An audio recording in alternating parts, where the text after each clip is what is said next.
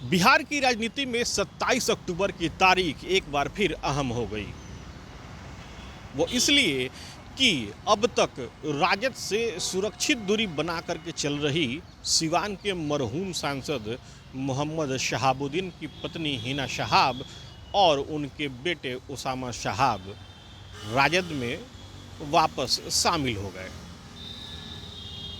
इस परिवार की अहमियत का अंदाज़ा इसी बात से लगाया जा सकता है कि खुद राजद सुप्रीमो लालू प्रसाद यादव ने हिना शहाब और उसामा को पार्टी की सदस्यता दिलाई।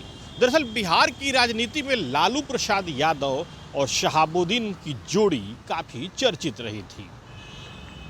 शहाबुद्दीन जब तक जिंदा रहे वो राजद के एक पिलर के रूप में काम करते रहे। 1990 के दशक में जब शहाबुद्दीन ने जीरादेई विधानसभा से एक निर्दलीय विधायक के तौर पर अपनी राजनीतिक पारी का आगाज़ किया था, तब शायद शहाबुद्दीन के साथ साथ सिवान के लोगों को भी यह जानकारी नहीं थी कि उनको एक ऐसा सांसद मिलने जा रहा है जो देश की राजनीति में अपनी अलग धमक बना करके रखेगा। जीरादेई विधानसभा चुनाव जीतने के बाद से लालू प्रसाद के साथ शहाबुद्दीन का जुड़ाव तब हुआ जब तत्कालीन जनता दल था और आरजेडी का गठन नहीं हुआ था। दरअसल तत्कालीन जनता दल की युवा शाखा से शहाबुद्दीन जुड़े और उसके बाद से वो सफलता की सीढ़ियों को लगातार चढ़ते चले गए। लालू प्रसाद के साथ उनका रिश्ता कुछ इस कदर का था कि 1997 में जब जनता दल टूट गई और लालू प्रसाद यादव ने आरजेडी का गठन किया तो शहाबुद्दीन उनके साथ चले आए। शहाबुद्दीन का कद आरजेडी में क्या था, इस बात का अंदाज़ा इसी बात से लगाया जा सकता है कि जब 2021 में शहाबुद्दीन की कोरोना के कारण मौत हुई तब लालू यादव ने खुद कहा था कि ये उनके लिए निजी नुकसान के जैसा है। दरअसल ये एक पीढ़ी पहले की बात थी जब लालू प्रसाद यादव और शहाबुद्दीन हुआ करते थे, लेकिन अब सबकी नज़रें तेजस्वी प्रसाद यादव और उसामा शहाब के ऊपर टिकी हुई है। मौजू है ये सवाल कि क्या जिस तरीके से लालू प्रसाद यादव ने शहाबुद्दीन के साथ अपनी जोड़ी और अपने तालमेल को बखूबी बचा करके रखा था, क्या आने वाले दिनों में तेजस्वी और उसामा उस तालमेल को बरकरार रख पाएंगे। दरअसल हिना शहाब सिवान से मोहम्मद शहाबुद्दीन की उस राजनीतिक बिसात को फिर से बिछाना चाहती हैं और उस विरासत को वापस लाना चाहती हैं जिसके कभी एक छत्र राज मोहम्मद शहाबुद्दीन का हुआ करता था। दुर्भाग्य ये कि हिना शहाब अब तक लगातार 4 बार चुनाव में हार चुकी हैं। 3 बार तो उन्होंने खुद राजद के टिकट पर चुनाव लड़ा था। हालांकि इस साल जब लोकसभा चुनाव हुए तो उन्होंने एक निर्दलीय सांसद के रूप में अपनी दावेदारी को पेश किया था, लेकिन इस बार भी उनको सफलता नहीं मिली।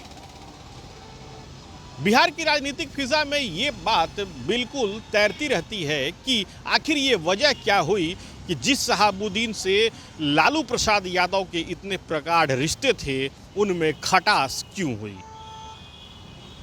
दरअसल शहाबुद्दीन के मरहूम होने के बाद हिना शहाब ने उनसे राज्यसभा की टिकट की मांग की थी और या फिर बिहार विधान परिषद में जाने की बात कही थी। ये बातें बिहार के राजनीतिक पंडित कहते हैं। सच्चाई क्या है ये हिना शहाब ही जानती हैं, लेकिन संभवतः ये बात नहीं बन पाई क्योंकि तब तक राजद का जो भी नेतृत्व था वो तेजस्वी प्रसाद यादव के हाथों में आ चुका था।